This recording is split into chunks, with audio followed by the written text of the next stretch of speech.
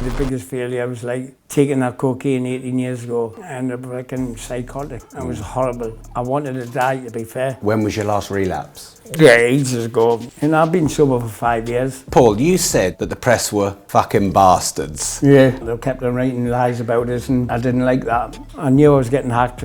How did you know? It was a son, 12 years. So they've just paid us 870,000, nearly $1 million damages. Where would you rank yourself among England's best ever players? Best. Would you regard your career as a success? Yeah, shut up, doubt. One of the most expensive players ever. People don't pay that much money if you're shit, you know.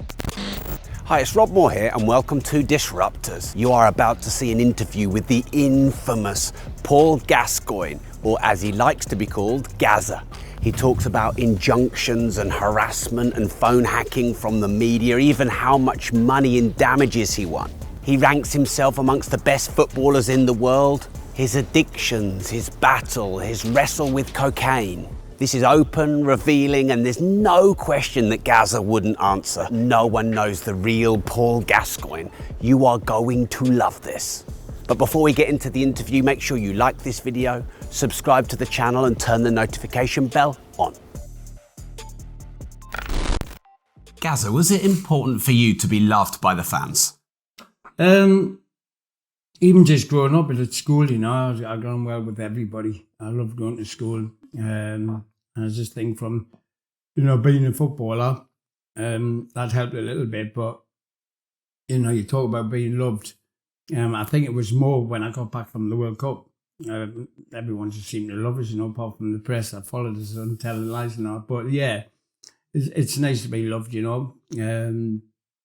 But I'm quite fortunate. I think it's because years ago, when I become a footballer, and my dad went, "You're famous now," when I was only 17 or something. He says, "Just remember where you've effing come from." He says, "Never change." So I've never changed, you know. I don't like, you know, even when say the Pope rings you up, which he did, you got Gaddafi's, you got George Clooney's, all them ring you up and that. And it didn't bother us. I just taught them it's normal. And so, you know, I just never changed. And I think, you know, I know I was lucky to be good with my feet. But I'm just like one of you, you know. I don't know how to change. So, you know, I just love everybody in the world, you know. I don't have any nastiness against anybody, you know. So, yeah, it is nice, you know. And sometimes I've never turned down an autograph or a selfie ever. And so sometimes it's hard if I'm, like, say, shopping and want to be just in and out somewhere and getting stopped every 50 yards or whatever, you know. But yeah, it's nice to be loved. Yeah. You said you enjoyed school. A lot of people didn't enjoy school. Why did you like school? It. I think because I went to a different school than my sister, my two sisters and brother, because of the football thing.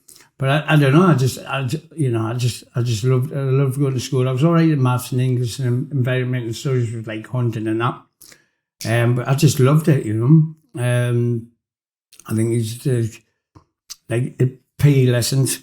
The teacher used to let me take the PE lessons. It was brilliant. I remember he says, "Paul, exams. You're not interested in exams." He says, "Look, I've got to do the markings. Will you take the PE lessons?" I said, "Okay." So there was like a class of about 20, but these were like posh guys were brainy. So I says, "Okay, lads, I'm taking the lesson today. Come on, do a warm up." And it was a lesson for half an hour. I made them warm up for 29 minutes and played basketball for 30 seconds. "Okay, finish now. Go to work. Go back to school." That was funny. But yeah, I don't know. I loved going to school, you know. I just loved it. You know, and then obviously I used to dribble and get me football. I used to dribble the ball all the way to school and dribble all the way back, you know. Yeah, I don't know. I just loved school. Were there any of the fans that you played for, you know, Newcastle, Spurs, England, wherever, that you loved the most and you thought loved you the most? No, you talk about England, like say, for instance, I always use him as an example. Like Gary Neville, he plays for England. You know, or he's got his Man United fans. So when he got the ball, like maybe Arsenal fans will fucking hate him, give him stick, or another player. I was fortunate when I played for England, all the fans just loved us from every club. So, you know, when I remember that time in the Euro 96 Holland, when they got like 90,000 in 5 minutes ago saying one Paul Gascoigne, I feel like crying now thinking about it. And David Platt gave us the ball and he went, it's all game, did he, Gascoigne?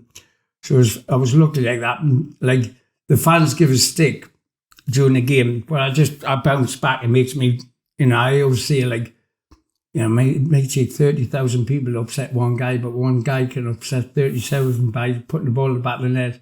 But when the game's finished, when I go into town, and that all like, oh, God, we hated you that game because you scored, but we love you anyway.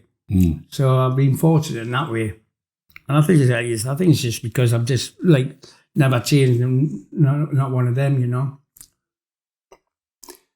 Paul, you said to Jim Rosenthal that the press were fucking bastards. Yeah. I think this was around Italia 90. So what were they doing to you to make you feel like that? Sitting outside me mum and dad's house, cars, I mean, talking about 6 cars, just waiting, taking photos of me mum and dad. I didn't like that. And my dad hated it and that. I've seen him knock a few out. Really? Oh, yeah, seen them out. And then it was like, there was, just right now, you know, it only happens in England. In America, once you're famous for life.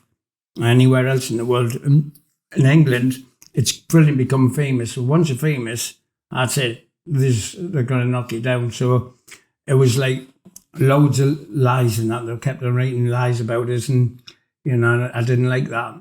You know, people like, I remember once, I was walking up the high street once, and a woman looked at us, and they sort of nearly fainted. And I said, you all right? She went, yeah, you've just been on the newspapers. You died yesterday. I went, have I looked at it?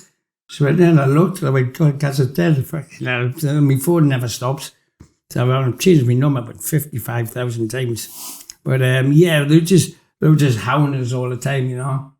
And wouldn't leave us alone. Followed us everywhere in London, wherever I went, hacking my phone.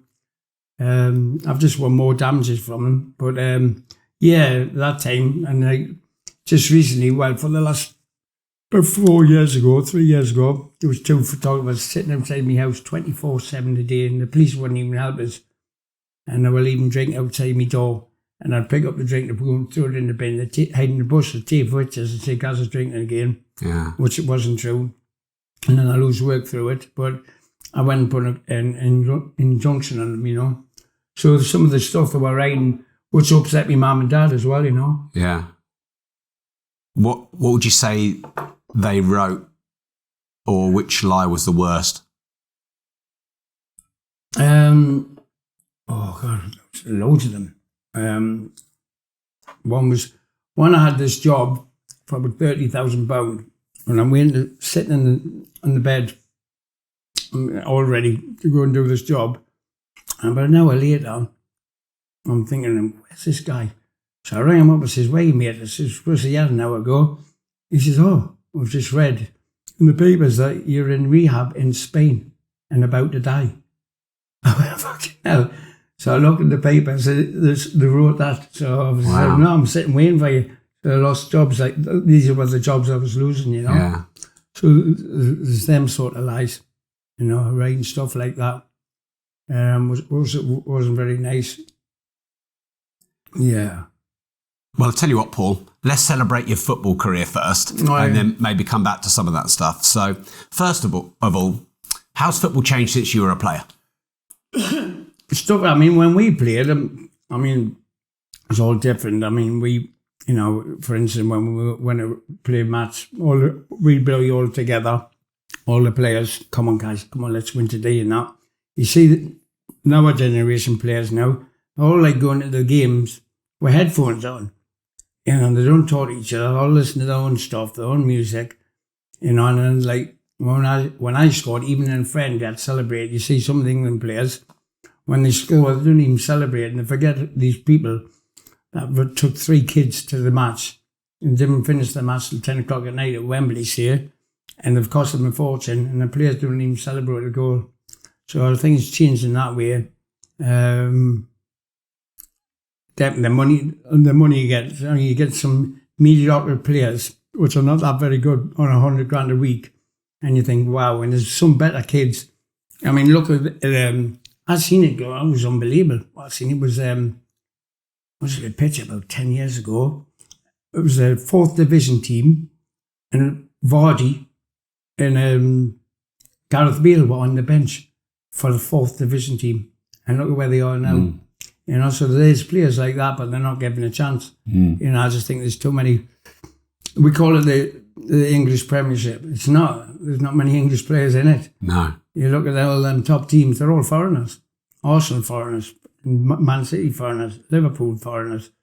There's not many English players given the chance, opportunity, you know. And you think more should be? Yeah, definitely. Yeah. Mm-hmm. Do you think we're growing enough talent here? Well, you know, we've got these academy things, and I don't like these academies and what they are, because, like, imagine being a 9-year-old and you're at the academy and you're getting told at the end of the year, look, you're not good enough at 9 years of age. And, like, the kids are not too bad. It's the parents. It destroys the parents. Think, wow, he's only 9. And so some of these kids then get disheartened and then just didn't want to play football anymore. But when I played, it was like 2 jumpers at goals and, you know, just kicking a ball about, a tennis ball. And then obviously you get a lot of the players like refuse to do autographs for people. I didn't like doing that, saying that, or selfies. No, I'm busy. It really winds me up, you know. So a lot has changed, you know. I think a lot of players are more big-headed than they should be. I think they're better than what they actually are, you know. What do you think makes them big-headed? I think the money they're getting. The money they're getting and all that. But they've got to be careful, because they will get the up and comes by the press, will eventually just nail them. You know, they've nailed a few. It's just how you handle it, you know. I didn't handle some of the stuff very well. You know, obviously ended up in treatment a couple of times. But I've been all right for a long time now. Just trying to do the things I like doing, like fly fishing. I took up golf, which I'm not too bad at, and tennis. So I've got 8 trophies for tennis, 8 for badminton, 8 for table tennis, even 1 for a 10-pin bowling. So I love me sports stuff. So yeah, I still think I can play now, but obviously I'm getting on a little bit. But I miss football really badly. I can't watch it anymore. Really? Yeah. And it was so funny. I was at the garage yesterday getting some sweets and putting powder in for Katie. And the guy comes up and he says, how do you think he's going to win the league then? So I went to him, so funny, I went, I says, didn't really watch football. I says, who's top of the league at the moment? And he just looked at us, he went, what? I went, who's top of the league? And when the league hasn't even started yet, I went, oh shit, sorry mate. And I walked off and I went, has the league not started yet? I said, who won the league then? He went, Man City. He went, oh, did they? All right. And as I just left it, walked away, the guy was so, I'm sure he didn't got a clue what he's talking about.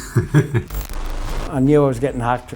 How did you know? Right, I'll call you up. Hi, how we doing? Bang, we'll get cut off. And then so now they know they've got your number, my number. They're ready now, recording. Next time I call you, it's perfect. They're recording. It was a son, 12 years.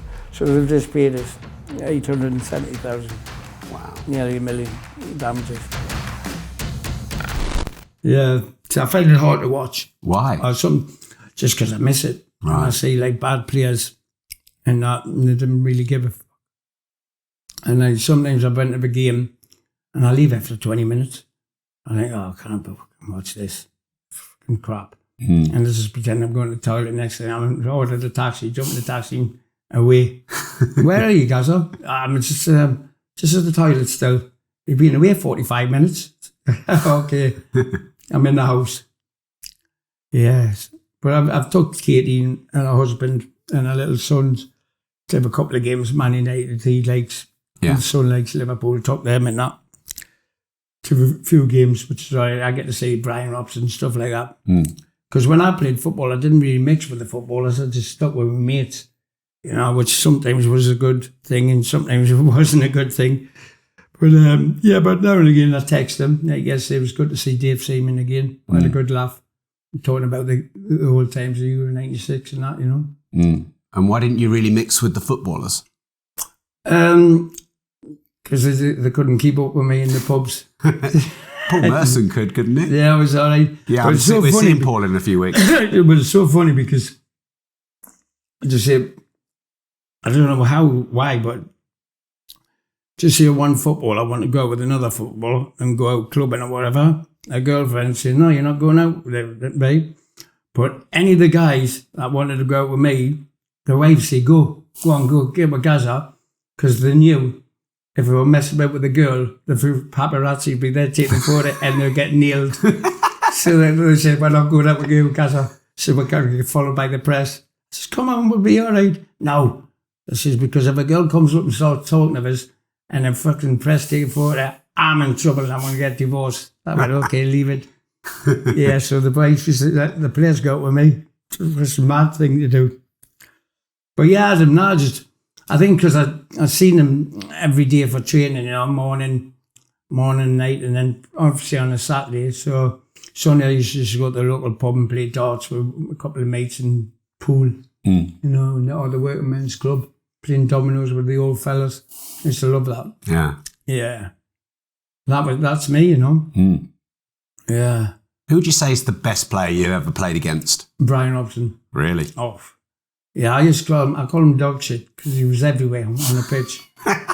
Best player I played with and best player against. What a player. I mean, he'd come back from 3 broken legs, a broken collarbone. And it was just when I played for England, first game, and he went, Gazza, listen, I'm getting on a little bit. You're starting your career with England. Let me go for all the challenges in the air. I'll take the cuts and all that. This isn't any challenges. I'll do the challenges for you. You just get the ball and do the rest.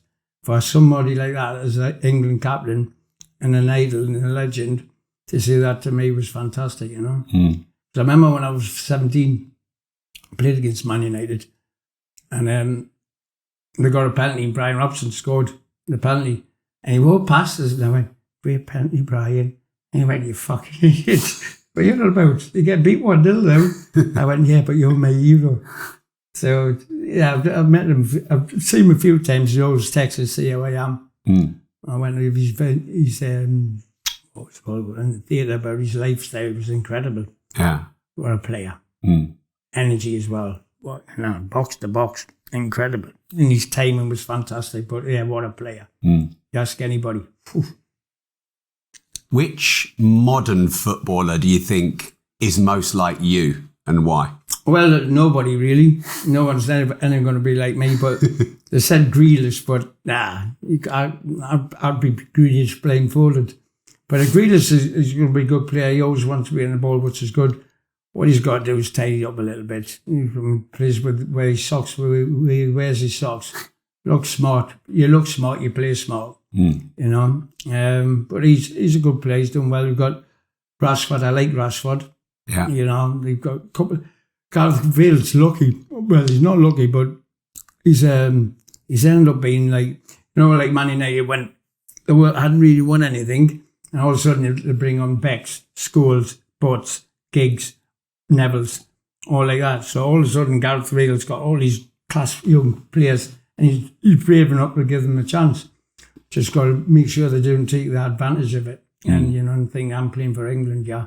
Yeah. You know, which a couple of them have dropped themselves in it and end up like in trouble of, you know, got girls around the rooms and stuff like that, which is disrespectful. Yeah.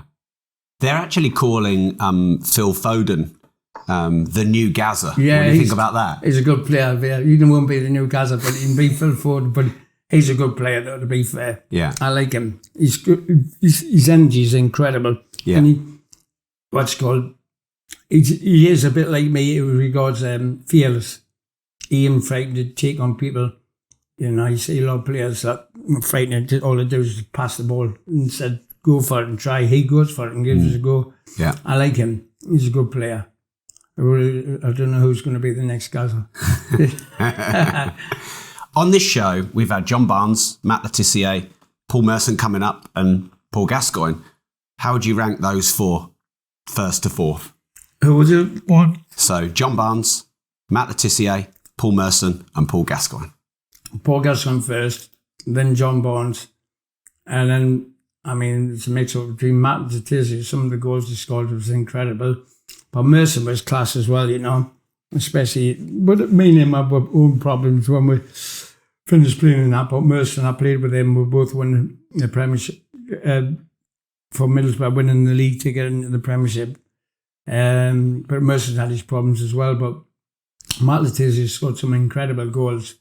So I'll put them both on level par together. But Merson was a great player. But John Barnes, maybe than John Barnes. Barnes was incredible. Wow, both feet. I remember when he obviously played for Watford and I thought, he's a good player, him. And then I watched him. First holiday, it was in Greece. And it was in 1986 World Cup. And John Barnes was beating all them Brazilians and all that. And I thought, wow, not knowing 4 years later, I'm going to be playing with him in the World Cup. You never think of that. And I was thinking, I would love to play in the World Cup. And then obviously, he signed for Liverpool. He just destroyed players. Both feet as well. Great, unbelievable player. You know. Do you think he fulfilled his England potential, John Barnes? Well, I felt sorry for him because with England, you get to a certain stage, and eventually, when you getting older a little bit, then he started getting, all fans were against him and that, and I think he got him down a little bit, you know. But he was brilliant with me, but he used to fucking wind me up. Yeah, because of fucking, I was like, I hadn't won any medals. He's won fucking everything with Liverpool and that, and the FA Cups and that. And I was saying, John, what are you talking about football fucking for? This was in the World Cup thing. I said, I'm playing in a minute, man. He went, how many medals you got? I fucking none. Anyway, that's okay. I says, how much money you got in your bank account? They just laugh. But yeah, John Barnes, he was just quality, you know. Yeah. Was, yeah, you get but Foden, yeah, he's going to be good. These kids, they're only still young, you know. A lot of players don't come into the prime, become absolute class till they're about 27. I was fortunate, 23, but I was better even when I was this younger, you know. But in the World Cup, I had the opportunity. Imagine my squad, Peter Shilton, Terry Butcher, Stuart Pearce, Des Walker, John Barnes, Chris Water, Peter Beasley, Brian Husband, Gary Lineker.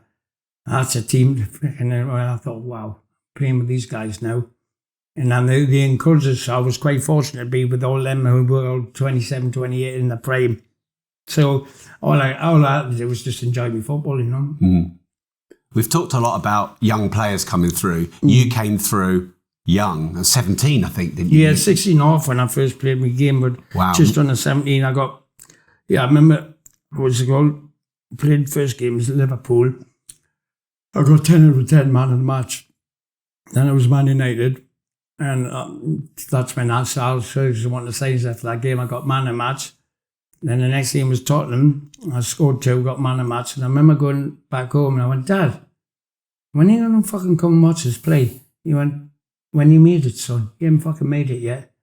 And I went, fuck that, okay. He says, just make sure you keep on playing well. And then I thought, fucking, that always stuck with us, you know. Yeah. You haven't made it yet, son. I thought, fuck me, I'm just 17. I've just got 3 man of the matches against the 3 top teams in the country. And he says, you haven't made it yet, son. When you've made it, I'll come watch you. What advice would you give to young players coming up then who've got talent? Just, you know, if you any knockbacks, because it's called, just keep playing with a smile on your face and just keep working hard, you know, and eventually something will click. You know, someone will say something, because I remember I knew I was good at 16. I was signed for Newcastle, you know, 16 and a half and that. And I used to mess about a little bit. And we got manager of Jack Charlton. And he says, you, come on, I want a word with you. And he says, I've heard you're a good player. I says, I am. He says, yeah. He says, well, lose some weight, you fat bastard. Otherwise, he says, how long you got your contract? I says, 2 years. He went, you got 2 weeks, you fat bastard, lose some weight. He made me train at night time as well, and then gave me fillet steaks and that. And within within 10 days, 2 weeks or something, I was captain of the youth team. scored 2 in the Cup Youth for Klein, captain of the reserves, and then wanted us to play in the first team. And I panicked. I was just under 17. He says, "You're playing tomorrow for the first team against, I think it was Norwich, I think." He says, No. He says, "I don't want to. I want to go back with the lads." Because I remember I scored 2 with Watford, and I'm sitting in the bath with the trophy, singing away, and all of a sudden I get a tap on my shoulder. I said, "What the fuck is this?" And I turned around, it was Elton John. He says, "Well played, son, you're a good player." So I just started, "Elton, give us a song, Elton." He got all embarrassed and left. I'm like in the trophy in the bath, I thought, "That's fucking Elton John." He says, "Wow." So that's when it first really started like that. I've been friends with him since. So, so you just sometimes just need that, sometimes a kick up the arse or whatever. But if you work hard, eventually things will click. And I just tell kids, it doesn't matter how many knockbacks you get, just keep on hanging in, because you just never know. Peter Beasley, for instance, knocked back and then from Man United and stuff, he didn't come. Jack Charlton didn't become a professional, I think, really that much till he was 26. Wow. Chris Waddle worked in a sausage factory. Didn't stop playing until he was first team, till he was 22 or something. And he worked in a sausage factory, so look where he ended up. Marseille, fucking World Cups. And then Jack Charlton, you got players like that. It's just, you just need one day, just something clicks, so it's just stick in and just wait, and something will happen. Where would you rank yourself among England's best ever players? Best. Best? Yeah. Even better than best? Yeah, well, we were good in the pub together. Yeah. That's for sure. No, with England, I don't know. I always tell myself, I was a world-class player, but I think if I had a little bit of Brian Robson inside of us, a little bit of Peter Beasley, a little bit of Chris Waddle, I say, wow, I'd be like the ultimate player.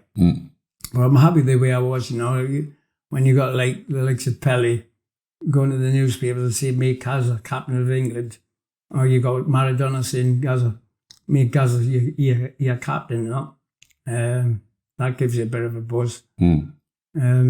So it's stuff like that, when you get players as good as them praising you and everything. I remember Platini once, we were playing against France or England, and Platini's watching the game, and he says, "Gaza, can I have your shirt, please, for my son?" I says, "Yeah, no problem." So I signed it, and I went, "There you are." And he went, "I don't really like you as a player, but my son does. I don't know why he fucked off with my shirt." I fucking wanted to get my shirt back so bastard. I went, "Bastard." But yeah, he's, that was him. But yeah, when you get people like that, and then want to play against you and stuff like that, it is nice, and then you're not bad. Like Dave Simon yesterday, everyone that does an interview or talk to, you say, "Who's the best player you've ever played with?" And all say me, and that's really nice of them, Wow. for them to come out and say that. Yeah. So I'm quite fortunate in that way, but I don't let it get to us. I just said, "Nah, I was all right. I wasn't bad." Which I knew I was fucking brilliant. I have played against a kid once in Scotland, and he said he's going to beat me all over the pitch. And I met him in the tunnel, and I said, "You fucking daft bastard." He said, "Welcome to your worst nightmare." I went on the pitch, I scored 2 within 10 minutes. 5 minutes ago, I put the ball through his legs. He tried to kick us, he got sent off. Game finished. I took my boots off, walked into their dressing room. I says, "Yeah, there's a pair of boots for you. One day you fucking play like that." And he just got so embarrassed. And everyone, all the players, his players start laughing. And I walked out. I seen him about, it was last year. He said, "I've still got their boots because fuck me, he destroyed his hat." He said, "I never said anything more about that." Because when I said, "I'm going to mark you out the game," he says, "You pissed all over us." I says, "That was just a warm-up." What was it like being the richest player in the world? I signed with Lazio, and I was like on 100 grand a month 32 years ago. And then I was getting endorsements at left, right, centre, and contracts. Just take every day as your last day. Gazza, when you moved from Spurs to Lazio, because you were in really prime at Spurs, did you actually want to go? It was Terry Venables, because he said, "Look at ball, I was top class manager and I've been offered managers jobs here and yeah, but opportunity to work abroad." the experience. And he says, you know, it's up to you if you want to go, but you can stay. But if you want to go, it'll be a great experience. And so I thought, well, I'll think about it. Then when I went to the papers and that on TV, guys might be saying for Lazio, and I seen the fans, and I went, wow. I thought, that's all right. That sounds all right. And because I was getting, after the World Cup at Spurs, I was getting hounded like mad with the press, and I thought, I'll get away from it and go to Italy. I get worse. The photographers, God almighty, thousands, and all the fans were crazy. But then, unfortunately for me, after 3 months, I broke my fibula and tibia, so I missed a year and a bit. And then I got fit again. And then Dina's offer was the manager. He loved us. Then we changed managers, and this guy I didn't really like. And none of the players liked him. So the opportunity to sign for Glasgow Rangers, but yeah, I enjoyed Lazio. Sometimes it was strict with regards to, like, the president will come in and say, "You've lost the last 2 games." He says, "You lose the next one, I'm not paying you for 6 months." And we got beat, didn't pay for 6 months. Really? He would say to the captain, "When we getting paid?" He just got wait. Wow. Yeah, and then he'd come in one day and he'd say, "Right then, I've got 6 games." He says, "I've got 6 games now." Well, it was 7 games. He says, 14 points, I'll give you 70 grand each. 13 points, I'll give you 60 grand each. 12 points, I'll give you 50. 11 points, 40. 10 points, nothing. 9 points, I'm fining you 10 grand. 8 points, I'm fining you till we got fucking... So luckily enough, I scored to make it on level. So we didn't break any money or lose. I scored against AC Milan. Yeah, all the lads were all jumping up, kidding about we're getting paid now, Gaza. I used to laugh. That's what it was like in Italy. Yeah. And I couldn't move anywhere, but the fans still love us now, you know, they still sing my name. Yeah, I remember I left Lazio and I'd been away for about 5 or 6 years. I thought I'll go over for a holiday on my own. And I flew over there. I was getting pestered down a little bit, so I went, fuck this. I got in a taxi. And I went in the countryside, it was 15 minutes away, and I just seen this little Caddyshack pub thing, a little bar, and no one in there, just a guy that obviously owned it or whatever. I said, "Can I have a beer, please?" And he went, "You're Gascoigne." I went, "No, I'm not." He went, "You're Gascoigne." I went, "I'm not." I looked behind him, there's a fucking big picture of me on the wall. He went, "It is you." And he shot off, and I seen him on the floor. I went, "Oh no." And next thing, within 50 minutes, 10,000 fans turned up. That's it. I had to just get a taxi, ring up the ex-bodyguards, get a taxi and go back to England. I thought, God, I can't even go anywhere. And that was 6 years after leaving. So, wow. Yeah, they loved us. I was fortunate, even the Roma fans. You know, scoring that goal as well in front of 100,000 people. So that was a nice feeling. Yeah. So, yeah, it was an experience. I remember watching all the documentaries on you, and when you went to Italy, I've never seen anything like it in terms of a whole stadium waiting for you and people having to fight people off and you running through the airport. Yeah, I mean, what was that like? I don't know. It was weird and scary at first. I didn't expect that. Because I remember this one kid tried to be funny. He was like supposed to be Gaza lookalike, and he went over there and he fucking come back within the next day. Shit, he said, we went, "Oh God, good luck to Gaza." And when I seen it, luckily I've had a couple of bodyguards. Then me and my dad got in the car with me and bodyguards. And there was a bulletproof car, and I'm thinking, fucking hell, bulletproof. And the fans were just going mad, and I'm thinking, wow. And then I remember going into that hotel room. And I'm in another hotel room in the same corridor. So I said, "Dad, this is just, I'll just come along and see you." Okay. I opened up the door and there's a fucking guy outside my door. Now with a gun. I went, fucking hell. I shut the door and I went, "Dad, anybody outside your door?" So yeah, I just said, that was it. He went, "There's some cunt with a fucking gun outside my door." So I looked outside the patio. I had 22 bodyguards. My ex-bodyguards were for George Clooney now, hiding in the trees, sitting in the trees. We're going, it's all waiting for them, waiting for us just to make sure I'm okay and security. And I thought, this is not me. That's going to bring in attention. So I get the main bodyguard. I says, get you all together, please. I says, I'll meet you all downstairs, 22 years. I says, come on, Dad, watch this. And I got them all pissed, proper fucking drunk. I says, just wear casual stuff. It's normal now. One was found in the morning in a women's toilet with his gun on his chest like that, pissed. One was hanging from a tree, pissed. You know, my dad went, look what I've fucking done to them. But they respect us for that, you know. And I used to hang around them as just friends. So just be friends now, you know.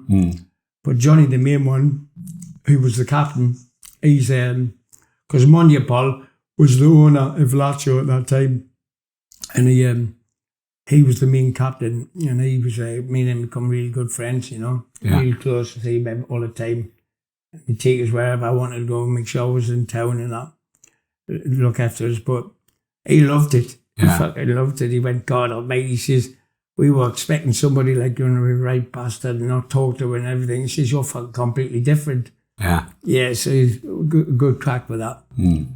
But then it was just, like, that new manager, Zeman, he was like, not very good. I didn't like him. So it was just time to move on, you know. When you left English football, this was a quote from you. It says, no one understands how you feel and no one knows what it's like. Can you explain what you meant by that? Yeah, I was, you know, when I come back from the World Cup and that, I was like getting, like I'd say something like, oh, you know what, I might take up guitar lessons. Next thing I'll wake up in the morning, there's fucking 2 guitars outside me door. I fancy Dickie Bow. And I said, there's a rack of Dickie Bows in clothes outside me door. Whatever I said, anything, it would just arrive, and then it was posters, it was opening this, opening that. And I didn't mind it, and then all of a sudden, the press started to have to go and that. I remember them said, Gaz is not interested in football anymore. He's just too interested in opening shops.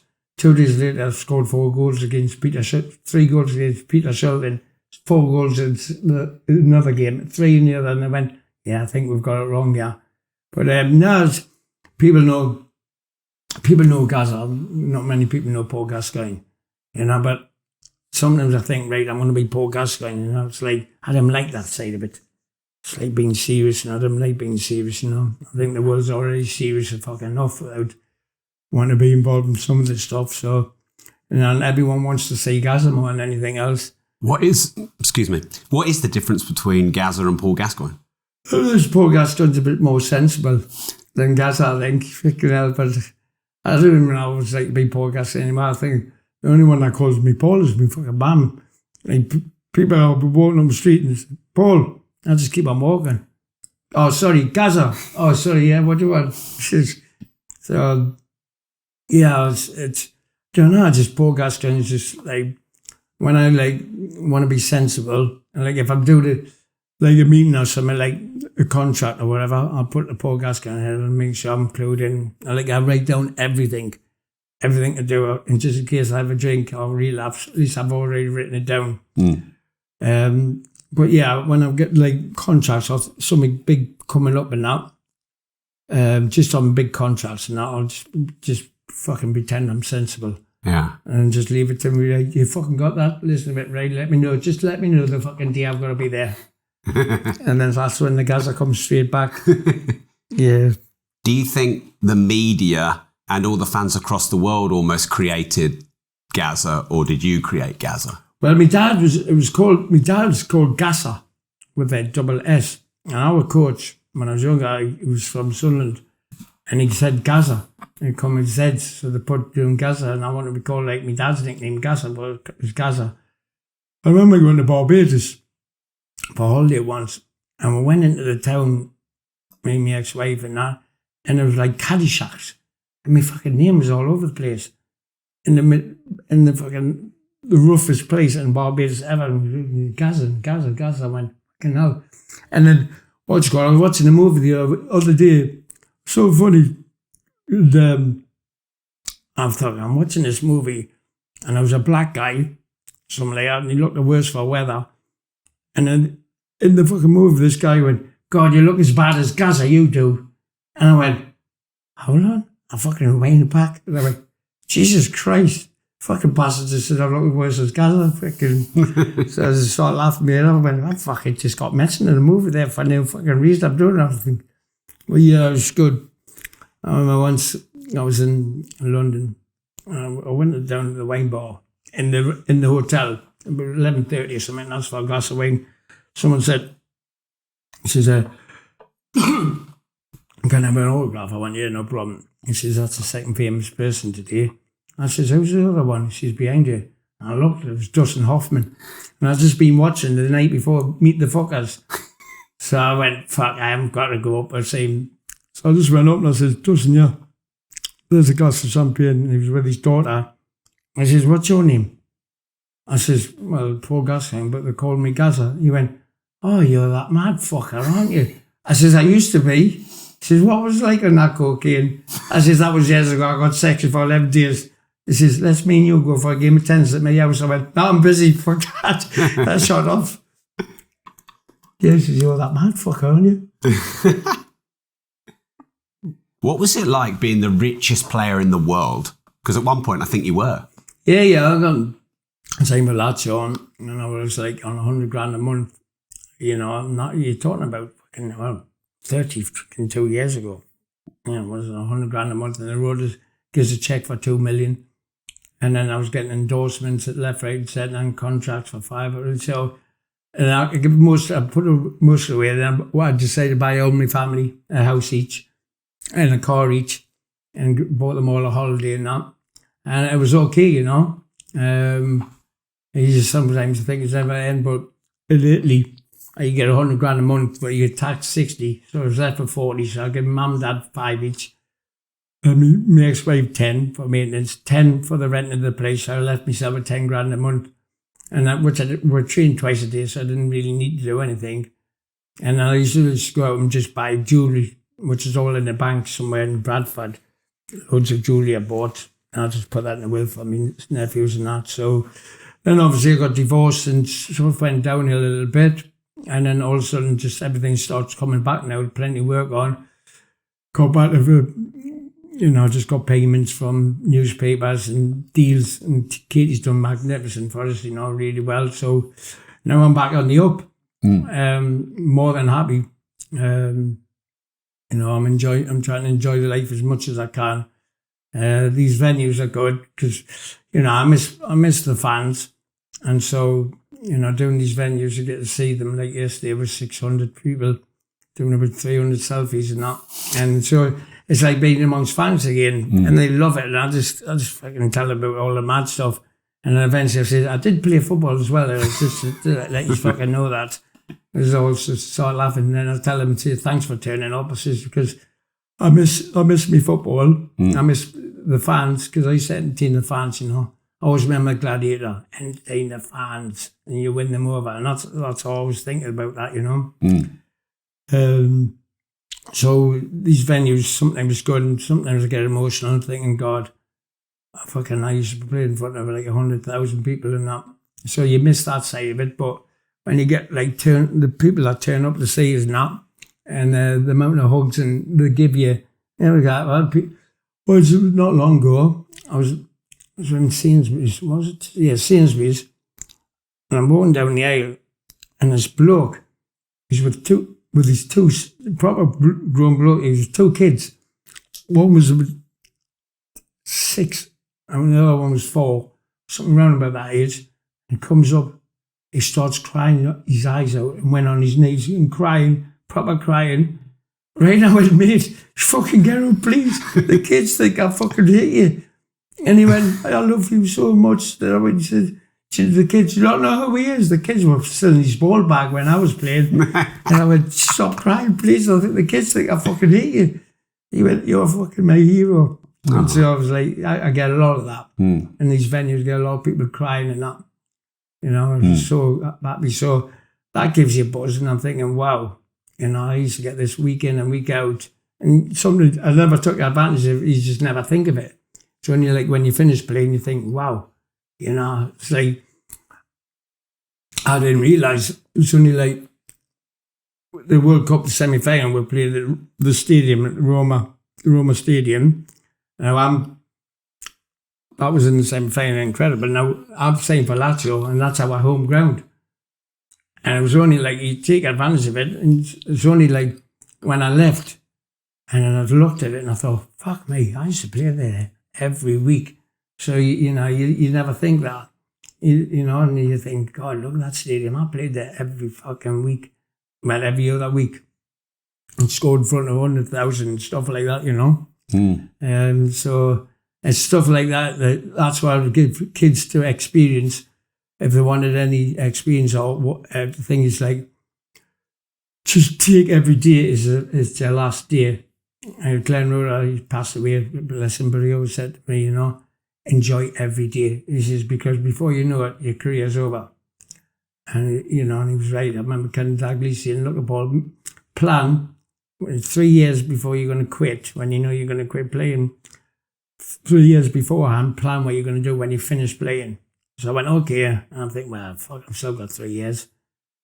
I'll wait. I've still got 2 years. Next thing, I'm fucking not playing anymore. I thought, fuck, should have remembered what Kenny Dalglish said. What do I do now?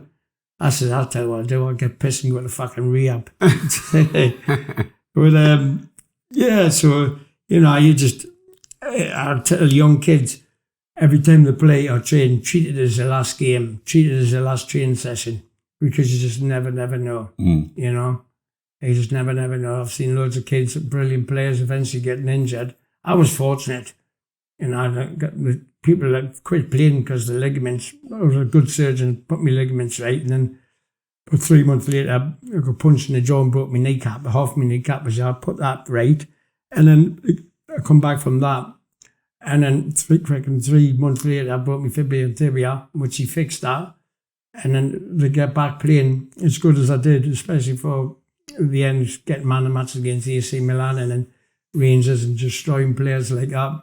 So I was lucky enough, Mr. Brown had a great surgeon, Because you get some players, unfortunately, can't play anymore. Yeah.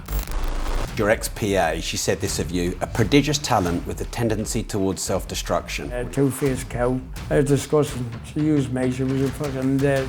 She wasn't even me fucking man. She was not known. She was writing a book behind me back. That book, sure, it was just lies.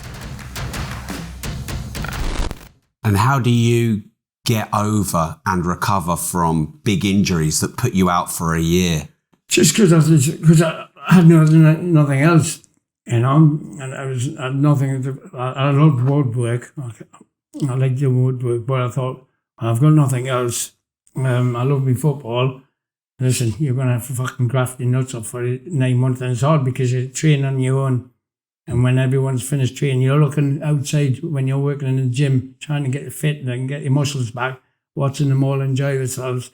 And think, all right, just fucking another day. And I just took it as, I never thought of it, like in 1 month's time I'm going to be okay. I just said, fucking just keep it in the day. Right, today I'm finished. Tomorrow, let's start again. Next day, right, come on, keep on going. And eventually, it just eventually, next thing I know, I'm fucking back playing again, Yeah. Yeah, so, yeah, and I missed 4 years of football. Because of these injuries in 4 years, I got 57 caps for England. I would have made 100. So missing 4 years was quite hard. But yeah, when you get injured like that, just because I've had so many, I've had like 2 broken noses, broken cheekbone, broken neck, got metal hip in, 6 broken arms, broken kneecap, ligaments, broken fibula, tibia, ankle.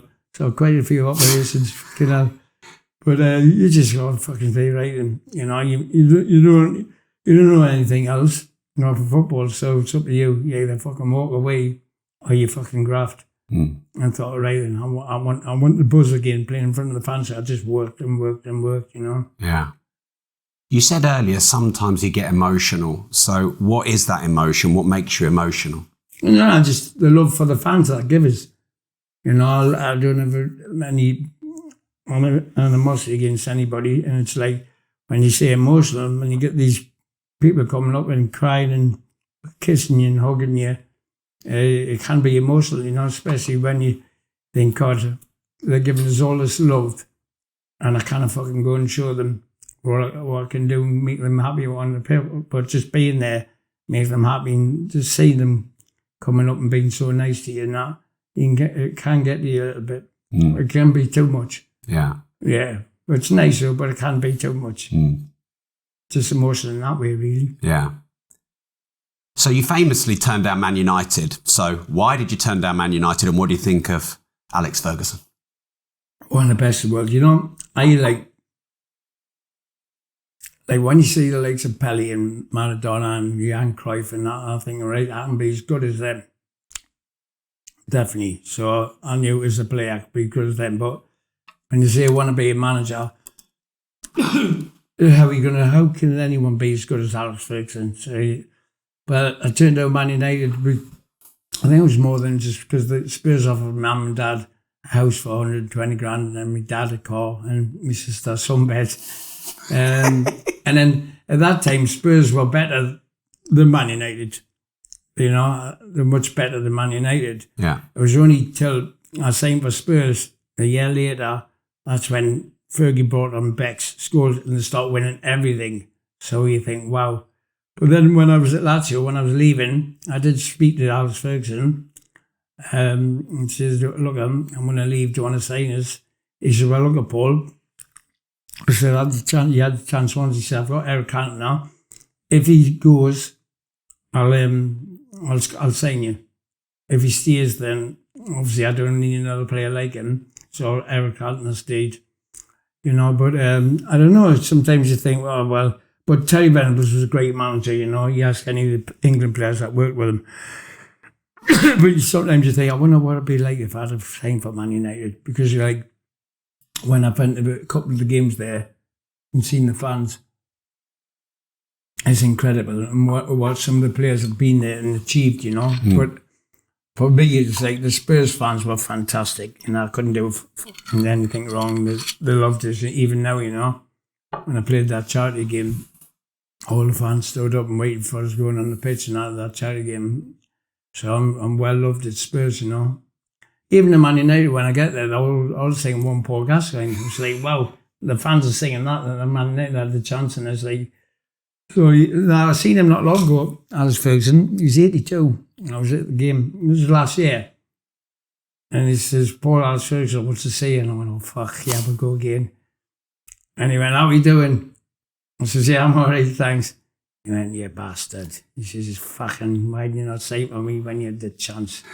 He says, no one fucking ever lets me down. I went, I know, I'm sorry. I says, but thanks for the watch you give us. He went, yeah, you fucking, I only give 11 out. He says, I give you one. He says, you're some fucking player though, son. He says, anyway, you keep me busy? I went, yeah, I'm all right, thanks. I was still fucking in awe, just looking at him going, fucking, what a manager. You know, what he achieved. I watched these being a manager. Alex Ferguson being a manager. Wow, what a fucking documentary that is. Incredible. Took no shit as well. So yeah, I reckon I would have got a few fucking Balkans off him. Definitely. But you know, I still would have been the same player. You know, as Terry Venables said, you change Paul Gascoigne, you change his football. Just let him do what he wants. Just got to make sure you just keep on top of him, though. If he gets out of hand a little bit, which did happen a few times. Were strong managers who wouldn't mind kind of putting you in check, were they good for you, would you say? Yeah, if I knew it, but they didn't have to tell us I did something wrong, so I knew I was doing something wrong. So they didn't really have to tell us. They just says, we know what you're doing, don't worry. She says, we'll just fucking bring you in on Sunday and run the bollocks off you. Which I've had that happen a couple of times. Where the lads have just lied in after the game Saturday. I've had to fucking get up on a Sunday, 8 o'clock in the morning, meet the fucking coach and just run the bollocks off us till I was on my knees being sick. Okay, I'm sorry, it wouldn't happen again.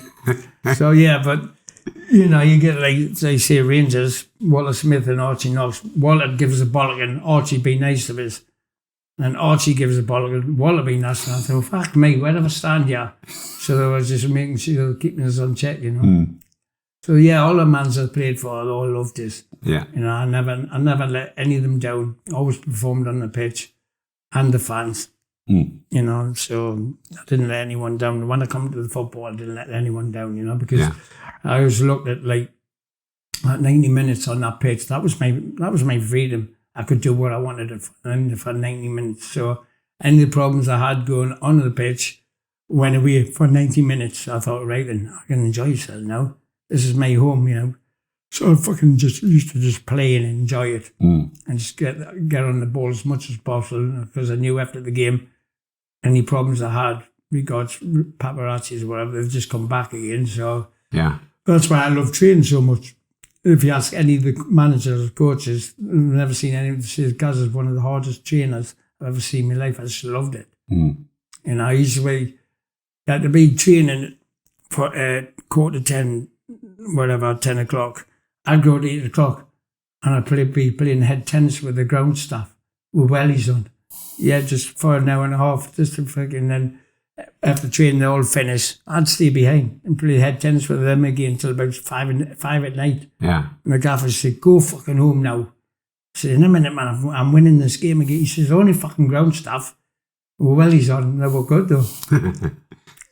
Looking back, would you regard your career as a success? Yeah, shut up, doubt. You know, listen, and whatever the press is, it was the highest transferred player from Newcastle to Spurs, the highest from Spurs to Lazio, the highest from Lazio to Rangers, the highest from Rangers to Middlesbrough, the highest from Middlesbrough to Everton as transfers.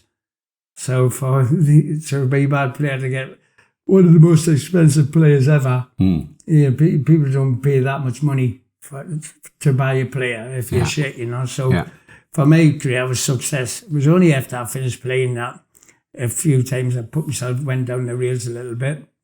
I had no one to blame but myself, you know, but I quickly pulled myself around in that.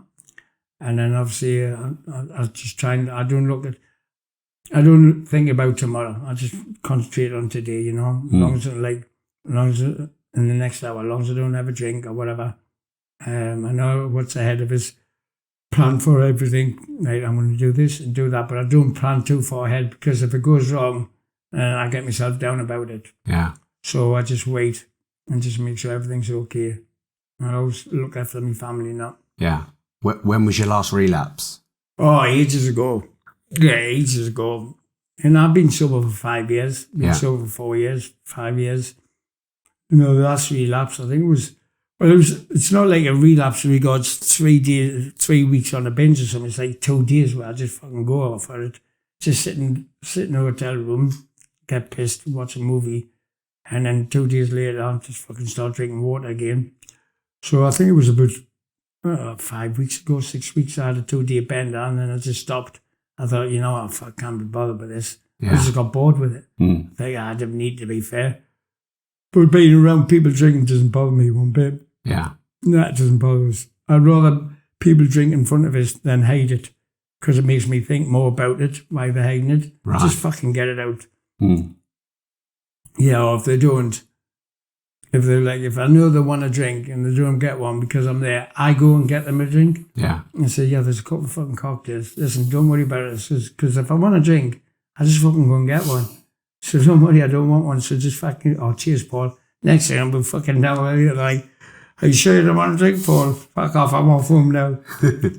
Yeah, it does bother us. You know, because like, I'm one of them. If I want a drink, I just fucking go and get one. Yeah. It's just sometimes, it's not the drink, it's the consequences afterwards. What normally happens? Well, I lose work. Yeah. The press hammers, or what's it called? I get sick. Or people say, look at the fucking state of him. So, yeah, more than like that. But the press didn't write anything because of an injunction on. It's just, there's the consequences. It's just like, I'd end up just not turning up for a job. So if I've got 5 jobs, and I turn down the first one because I'm pissed, and the other 4 jobs, just cancel it. So he's not going to fucking make it. We'll cancel it, fuck it. So there's a consequence like that. Yeah. So now I'm busy now. Got quite a bit on. This one, I don't know why I'm doing it, but it's fucking... Well, I've got 5 weeks off, so I'm going to do some fly fishing, a bit of golf, and then I've got 6 venues in that on September, then October and November. But I'm going to do this thing Well, I did the interview with pastors. I had to do with mental disorder, not mental test, the psychiatrist, no, psychologist test, passed all that. It's fucking 8 days in the dock with 8 celebrities. Me and 8 days living in it, it's called in the dock. So you got to live in the dock for 8 days. But I'm more worried for them than I am for you. I know, fucking hell. But it's what's it called? It'll be shown on TV live. So you BBC because of the ultraviolet light, but we can't see it. But you can see us, but we can't see. I don't even know who's next to us. It was 8 days in the dock. No light, but a fuck all. And then you have to do challenges in the dark. So he says, what happens? And the guy went, it was funny, he says, what happens if someone's next to you, but and he's giving that fucking to you? I says, I don't know. I said, I wouldn't see it anyway. I'm in the fucking dark. I says, I'm more worried about what happens when I go for a shit. And I was in the dark. He went, you just got to find somewhere. I says, okay then. So yes, 8 days, that's going to be some challenge. That. Wow. And that's in September, that. So everyone back home can see us what we're doing, but we can't see what results. I wouldn't even know who's 1 yard away from us or nothing. Well, I hope they pay well. Oh, yeah. Katie's happy with what she's fucking getting out of it anyway, put it that way. Gazza, back in the day, did the media scare you? No, not once. No? No, I just... Did you not have death threats or anything like that? No, none whatsoever. I just... like you said, the media, if I did something wrong and they wrote I did something, I accept that. It's the lies. That's the lies I couldn't handle. You know, I think, why do they have to fucking lie? If I want to know something, fucking come and see us. I'll fucking tell them. I've got nothing to hide. You know, I put everything in my book anyway. Yeah. You know, the cocaine I took years ago, 18 years ago, whatever. Fucking morphine tablets, fucking the drink, the rehabs, the fucking jail. I put everything in the fucking book. So, you know, why they have to write lies? So the public will even know everything. So, but the press never bothers. I mean, I've just did this thing for this other documentary, and there's it's for the Italian thing, interview thing. I did the interviews and that, and I did a bit on the beach. We're playing football with these little 10-year-olds, and then went to this big fucking building, and I'm thinking, what the fuck is that they're putting down there? And there was about 200 back pages of all quality stuff on me. Gazza's a fucking brilliant player. Gazza's the best player in the world. Pele, Gazza big captain. Just all around us. I was looking at everyone, I got quite emotional. I went, what the fuck did you do this for? They went, it took us ages to do all this, waiting for you coming.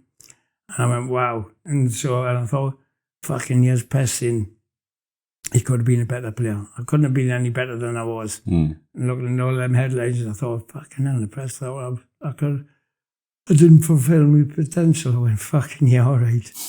Daft bastards. Gazza, you had a 250,000 contract with the Sun after Italia 90. Looking back, was that a good deal for you, or had they bought you? I think someone from the Sun said they're buying your body and soul and milking you. How did that all feel? Oh, it didn't bother us. No? You know, I'd be getting that much money, but I think I'd turned down, eventually turned the deal down, but the lies I've wrote, I've been in court, I've won 15 times against the Daily Star, I've won against the Mail, and then I just News of the World, they were hacking my phone for 6 years, so I won about 80,000, then I knew I was getting hacked, I know by my own fucking... How did you know? Because I experienced it from the first time.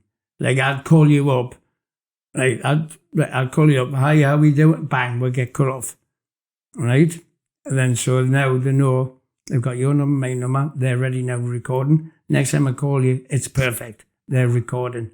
So I know that. And now if I text you, I'll call you in a minute, boom, boom, boom, send the text, it'll go so far, it won't go through to you.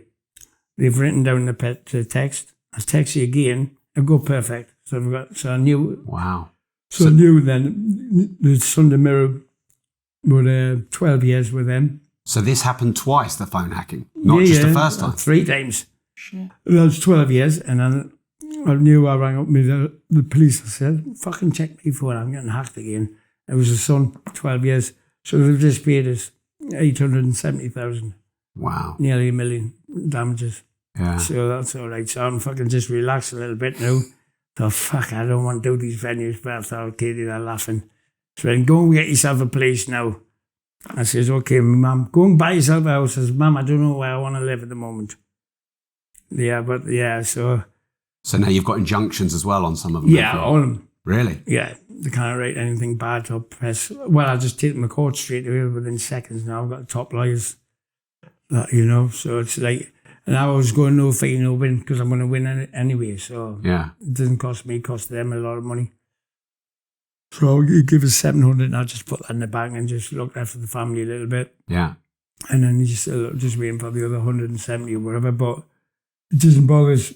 Like, if I'm getting paid that much, then fucking hack me as much as they fucking want. I don't give a fuck. Fucking hell. Back us every fucking day if they want.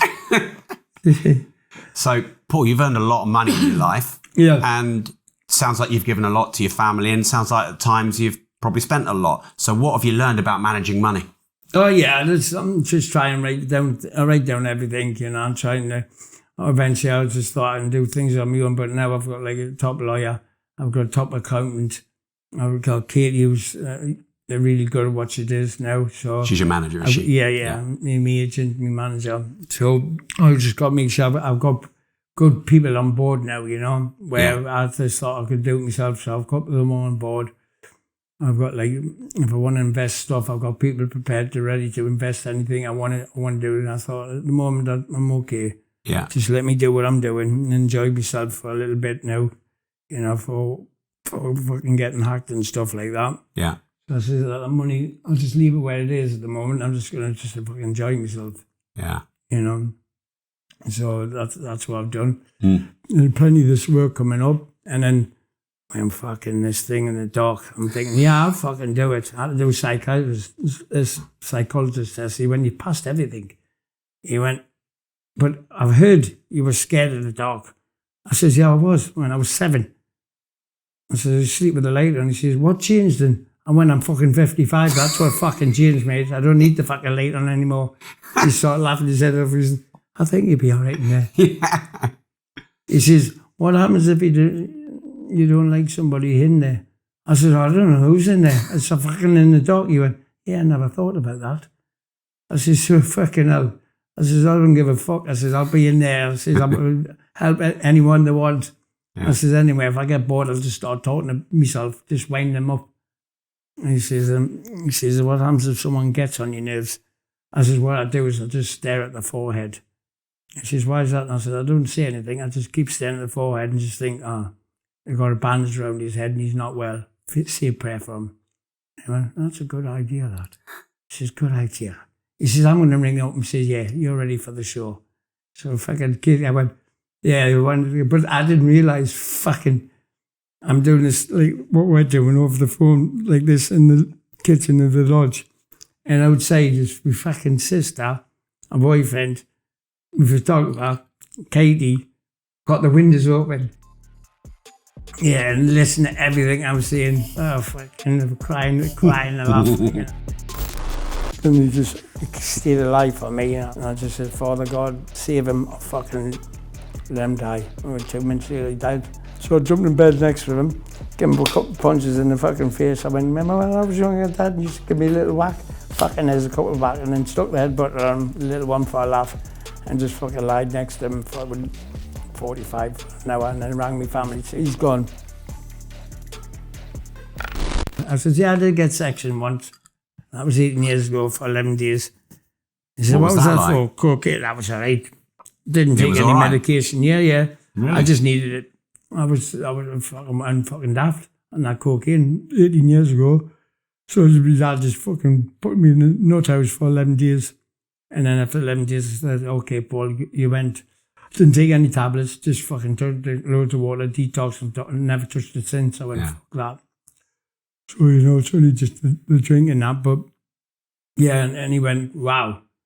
He said, fucking hell, you've been through a lot. I went, yeah, sort of. I says, that's been no. I says, anything I do wrong has been wrongdoing. No one, I don't blame anybody. Because I used to fucking blame, if a fucking flower died, I drink on it and blame the flower fucking dying. Or if a bulb didn't work, I drink on it and blame the fucking bulb. You know, I'd blame anyone. But now I don't blame anyone. You know, if I blame myself, if anything bad happens or whatever, I blame myself. You know, I don't fucking use anybody's excuse. But I'm enjoying life at the moment, you know. Great. Yeah, you know. Yeah, I get down a little bit. What makes you down? Just what's called, sometimes if I want to go somewhere, something will be difficult. Or just, I think missing football, that gets us down a little bit. Or if like you get someone say you're going to do something, you get prepared for it, and then all of a sudden it gets cancelled. Not that I've done a thing, it's just them. Or we've had to do something, or this like the COVID thing was okay. It got me down a little bit because I missed out on loads of work. But then I kept on thinking, hold on, Paul, you've got money, you're fucking fortunate. Think of the fucking families, single parents with 3 kids, not making a penny. And I thought that's good. So I went on TV and I fucking caned Boris Johnson, and they couldn't put it on. There's a cat they didn't put on TV. No. I caned him. You fat bastard. What the fuck are you doing? I caned him. And I remember the last time I was with him, I was sitting next to him. What did you say about him? I was just saying, what you doing to our country, you fat fuck, sort it out. So the fucking next thing, you're fucking COVID to this, COVID that. I says,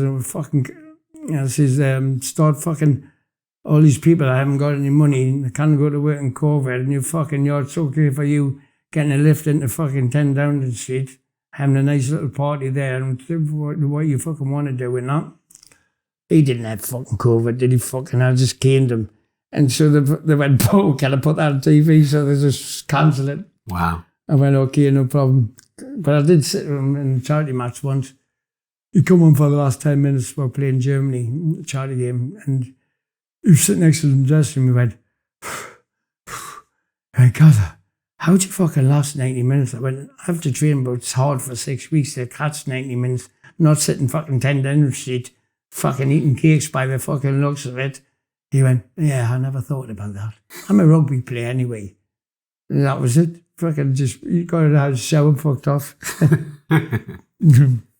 I've got 2 main questions and then we'll move into a quick fire. And the quick fire you can just answer nice and short because I know we're nearly at time. Yeah. So your dad, I understand, was away a lot when you were younger. He used to go away, and he also didn't come to that many of your games. What was your relationship with your dad, and how was it growing up? Couldn't get any clothes on. Yeah. Yeah, I did everything. Even when I went for a walk, I'd like fucking... He'd come to Bournemouth to see you. He said, I'll come see you for a couple of weeks. I went, okay, Dad. Fucking 6 months later. Dad, when you going back? No. I'll be all right, son. But then he did... I don't know, he just didn't... I think he suffered, like myself, from claustrophobic. And he didn't like lifts and that. And I think being around a lot of people. But when I went to Italy, he wasn't fucking daft. He says, I'm coming to Italy for a couple of weeks. So I says, yeah, okay, Dad, no problem. Fucking hell. Then 2 years later, Dad, are you all right? He says, I fucking loved it. He says, I'm coming to the game as well. So he saw coming to the game at Lazio because I had security and that. And it was okay. Yeah, but because there was no work, my dad worked abroad. It was like, off wages in bed. He was a hod carrier, my dad. So He worked abroad in Germany. And he used to send back my mum and money and that. And then when I was 7, he come back home and he said, I've got a present for you. And he gives me first leather football. Wow. And that's when I fucking started dribbling everywhere with it, So, but yeah, he worked so hard. And then obviously he was one of the hardest men in Newcastle. I think he used to headbutt everyone, and he ended up with fucking looking if I was off school. And I just hear my mum saying, Paul, quick. I don't know, my dad's eyes were rolling. So I put your fingers in his mouth quick, and I put my fucking finger, look at one still bent now, stopped him for so and he told me I had a brain tumour. So he was in the hospital for 8 months. And so they opened them up and that, and he used to have these bad turns, and I always be next to them.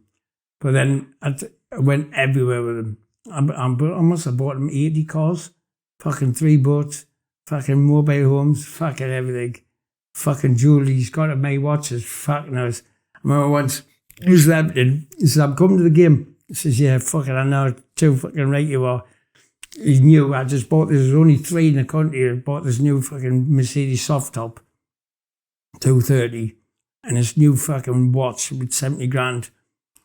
And I showed him it and that. And so he says, what are you not drinking for, son? I said, nah, man, I'm not drinking that, I'm all right. He says, get yourself a whiskey, man. And then I says, no, you sure, Dad? He says, go on. So I'm having a whiskey with Dad. He says, get yourself another one. I said, right, Dad, I'm fucking going to bed now. He says, all right, son, sleep well. Cheers. I look up and I wake up and I look and I just see me fucking watch is gone. I went, bastard. So he's fucking got me watch. So I went, oh, fuck, no, please. And I just went and looked, opened the curtains of the car park. No car. He's fucked off of both of them. Just took him? Yeah, just took him. I just let him in. Just fucking bastard. He went, fuck me, Dad, you got me watch and me fucking car. It went to mine now. You shouldn't have had a drink. I said, you fucking give us a drink. You know, well, it had to be done, didn't it? I says, what you do with the car? He says, I may sell it. So he used to buy cars, sell them, buy a second-hand one and put the rest of the money in the bank. Wow. With 40 me watches. Fucking hell, I love him. Yeah, do anything with my dad. Yeah. So when I go home in Newcastle, I used to just go and stay in his spare room and that. Yeah. And just sit with him, put his bets on. Saturday, I fucking miss him more than anything. Yeah, Saturday, I miss him more than anything. When he was dying, I quickly left Edmonton. I was getting home quickly and told my family to leave his dish for me and my dad. And he was like, and he stayed alive for me. And I remember just looking like that and fucking breathing. And I just said, Father God, 2 seconds, I'll save him or fucking let him die. And 2 minutes later, he died. He died. So I jumped in bed next to him, gave him a couple of punches in the fucking face. I went, remember when I was younger, Dad, you used to give me a little whack? Fucking there's a couple of whack, and then stuck the headbutt on a little one for a laugh and just fucking lied next to him for 45 an hour, and then rang my family at 6 o'clock. It went, he's gone. And then they put him in this police chapel thing, where this thing, I went, no, I'm fucking putting him in a chapel.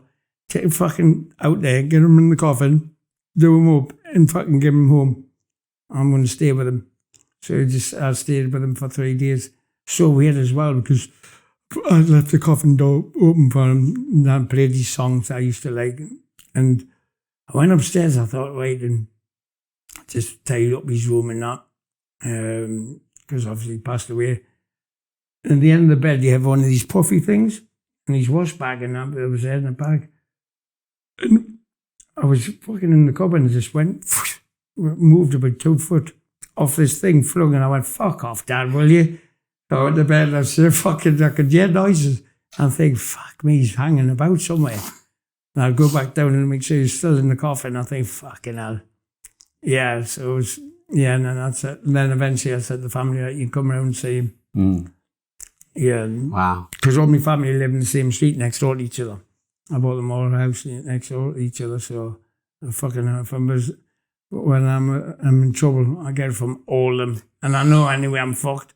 Because as soon as I go and I see my dad's curtain shut, that's it. I look across, sister's curtain shut, mum's is shut, brother's shut, other sisters are shut. I went, they must have knew I was coming. Fuck it. Taxi, please. Take us back to fucking Newcastle. Yeah, very close to me dad. Yeah. Took him everywhere. Everywhere. I understand you had a friend called Stephen when you were young and he was killed in front of you and died in your arms. Yeah. So how did that affect you? Badly. Well, yeah, I'm on to see psychiatrist when I was 10. He got hit. We ran outside. He ran in front of an ice cream van. He got hit. And the fucking taxi driver stayed in the fucking car and I ran down and just died in my lap. So I thought he was still alive because his lips moved with that. His last movement. And it's just 20 minutes waiting for someone to fucking turn up with his dead body. And then I was sleeping in the fucking same room as the coffin now. So I had ended with stupid habits like and then doing twitches and fucking end up with loads of twitches and that. Then eventually, as I got older and that, it eventually went away, you know. But yeah, my mum wanted to see a psychiatrist, but I just thought, nah, it's okay. And then I did a letter to him and said, I'm sorry, whatever happened, you know, and that. So then I felt better, and then that. Seen a psychiatrist, made to talk to him in an empty chair as if it was Stephen. I miss your son and that. So it eventually got better and better, you know, but it was just twitches. I ended up with fucking all these stupid twitches, making noises and everything. Yeah. Oh. Lucky enough, the football kept us going away from that. But yeah, it was just the twitches more than anything else, you know. Are you ready for the quick fire round? Yeah. Let's do it. Are you a confident person? Yeah. Out of 100%, what's your percent of confidence? It all depends what I'm doing. If it's sport, I'm 110%. If it's like, I don't know. I mean, I did do the weakest thing, you know, I got beaten in the final, but on the confidence level, I like to think I'm right up there near the top. Are you a rebel? Yeah. Fucking more than a rebel. Definitely. That's 100% rebel. And why? Just love being in trouble. I like getting in trouble. As long as I'm all right at the end of the day. But I don't know. I get bored so quickly. And if I like think of something, you know, I'm going to do that. And I might have a couple of drinks and I'm going to do it. And then I wake up in the morning and I went, fuck me, I actually did that. And I know because I just checked my mobile. I've got 100 texts or 100 missed calls. What the fuck are you doing? What did I do? So yeah, I'm 100% rebel. Are you misunderstood? Yeah, sometimes. Yeah, well misunderstood. Because people, I don't give the chance of people to really know me. It's people like my family know me. Katie knows us obviously more than anything. Not many people really get to know me because I don't give too much away. What do people mostly misunderstand about you? Probably that I can be emotional and I don't show it sometimes. You know, as men, we think we can conquer everything or trying to say no, you know, or help. I've learned to say, listen, I need help regards to anything, you know. I need help. Can you help us? Whatever to do with this or something like that, you know. Yeah. Do you trust anyone? Not really. I think it's because I don't trust myself. Like I want to go on holiday. I've got 5 weeks off and I want to go on holiday, but I can't. I just don't trust myself because I don't know if I make it back. So I'm thinking, shit, I want to go away. I'm bad. I can get my license back, but I dare not. I dare not get my license because I don't trust myself in case I have a drink and again I'm getting in the car and I'm killing myself or killing somebody else. So yeah, I think once I start, if I trust myself more, and then I'll trust other people. You know, it's like I love myself, and that's why I love everybody. So once I can trust myself a little bit more, then I can trust other people. You said once you'd occasionally have a brandy before a match. Did that really help? No, it wasn't. It was in the cup final for Glasgow Rangers. And the first half I wasn't playing very well, and the coach went, "Have you had a drink?" I went, "No." She's going to get one. I went, fucking okay. See you in a minute, lads. And I went in the director's box and got 9 brandies. Went back in the dressing room. All the lads were laughing. And he went, "Have you had a drink now?" I says, "Yeah. Had a few brandies." He went, "Go out and fucking do the business." I went, "Oh, okay then. Come on, lads." I scored 2. Got man of the match. Fucking won the epic. That was it. They went, fucking, right, we're all going out tonight, Paul. Fucking thanks very much for the 2 goals. You're going home. You've already had your fucking drink. I went, bastards. But no, it's just that. It was that cup final. That was the only one. Yeah. Do you like being on your own? Hate it. Yeah, so it all depends. If I get pestered a lot, walking down the streets and that, so sometimes it's nice just to sit indoors, watch a movie. I know that so I'll make a nice sandwich and that. I don't really like it as much, but then I get sometimes worn out. I get bored so quickly, but if I'm watching a movie, then people get worried. Say, "Why are you not coming out?" I said, "Because I've just got pestered for the last fucking 3 hours. I'm just going to watch a movie. I'll be out maybe later." So a lot of people do worry about it. That's okay. I don't blame you either. Why is it you don't like being on your own? I think too much. When I'm thinking, I call it stinking thinking. I think of the wrong things, or I think, all right, I want to do this, I want to do that. I think too much. If I'm with people, then I don't think as much, and which I'm okay then, Jane nodded your ex-PA. She said this of you, a prodigious talent with a tendency towards self-destruction. What do you think about that? It was disgusting. She used me. She was a fucking dead. She wasn't even my fucking manager. She was only there to be a translator, not knowing she was writing a book behind me back. Two-faced cow. And that book, so it was just lies. And to be fair, when I was with her, she was two-faced. But she was not me agent or nothing like that. She was just there to translate for me. And it wasn't me that even, it was me agent, ex-agent, who employed her to work for us. And as not knowing, every day she was writing down everything. But things like that used to bother us. It doesn't bother us now, when I say talking about it, I say, oh, good luck. I wish them well. I say a prayer for them. Yeah. What would you say was the best and worst stage of your football career? I think the best was making me debut for Newcastle. I always wanted to score in front of the Gallagher end, which I did. The worst it's got to be definitely is the FA Cup final, and I fucking did that injury. I'd fucking just destroyed it because I was playing the best football ever. I couldn't do a foot wrong.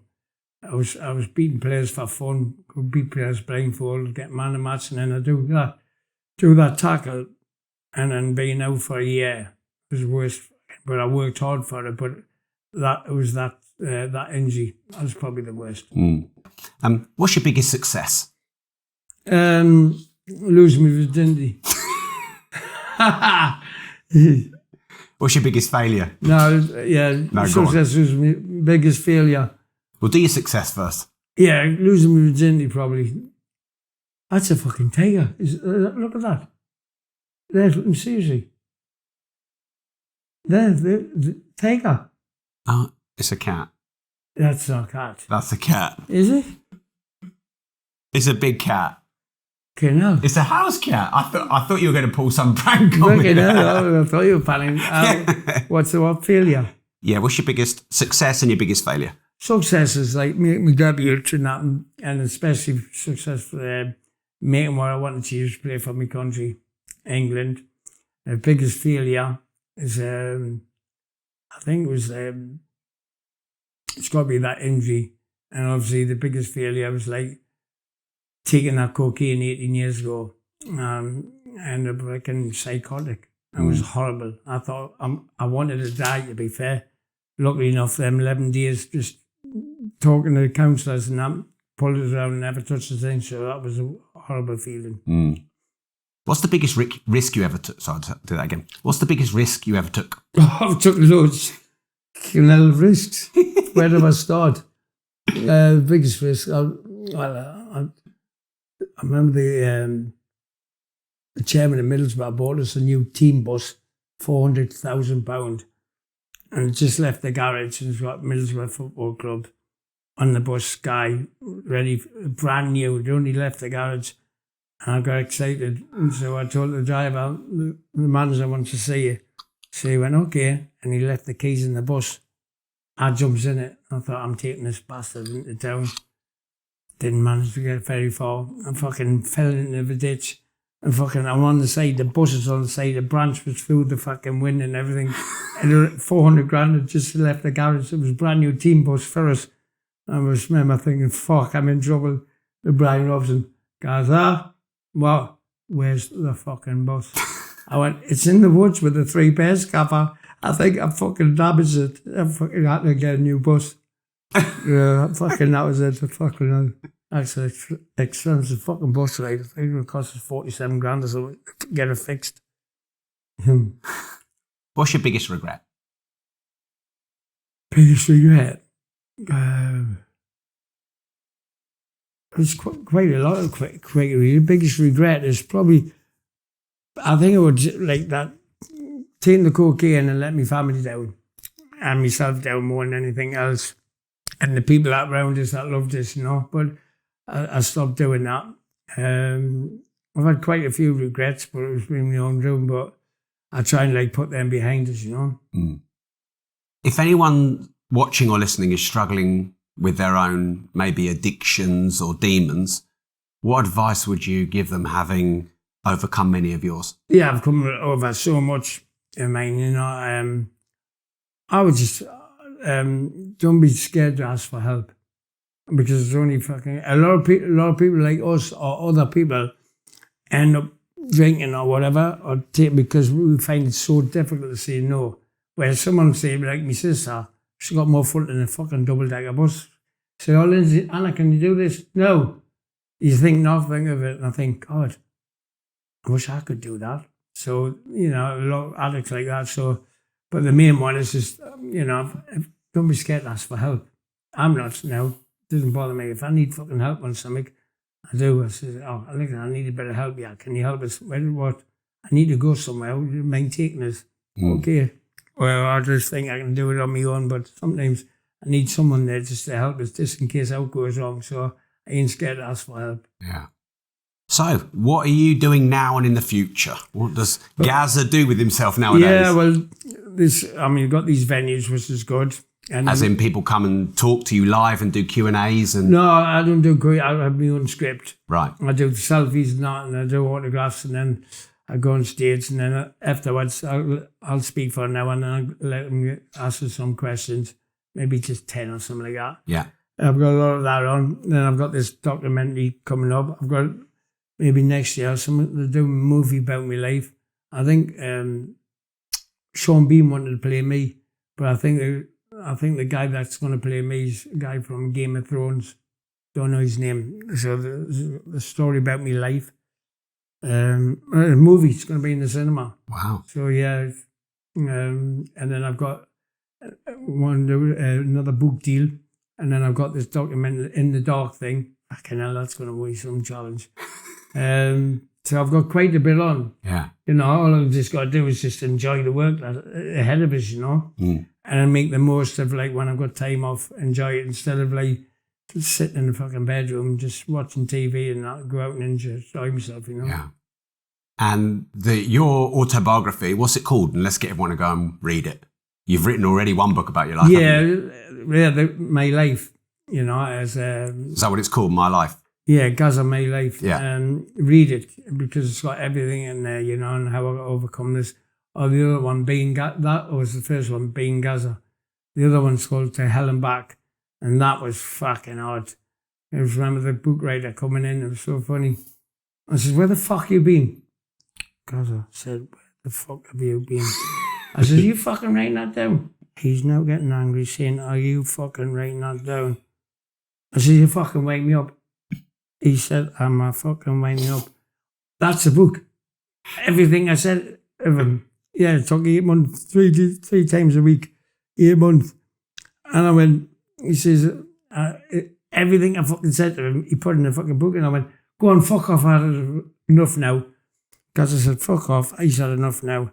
I says, "Right then." So at the end of this book, I says, "Right, he's all known my story now. Now go and fuck off." Because I said, "He's all read my story now. Go and fuck off." And that's at the end of it. I went, "Fuck me, he's put everything in." So what do you fucking put everything in? He went, "Well, that's you, innit? Well, hell and back." I went, "Yeah, I'm all right now. Cheers." Yeah, that's a good one. Gaz, I just want to say this has been so much fun. Thanks a lot for giving us all your time. Very grateful. Oh, pleasure, man. Thank you. Nice to meet you, pal, as well. You too. I just have to say, we absolutely loved it, the crew. So honest, so open, so real. So let me know what you think in the comments. Make sure you do share this video, and remember, if you don't risk anything, you risk everything.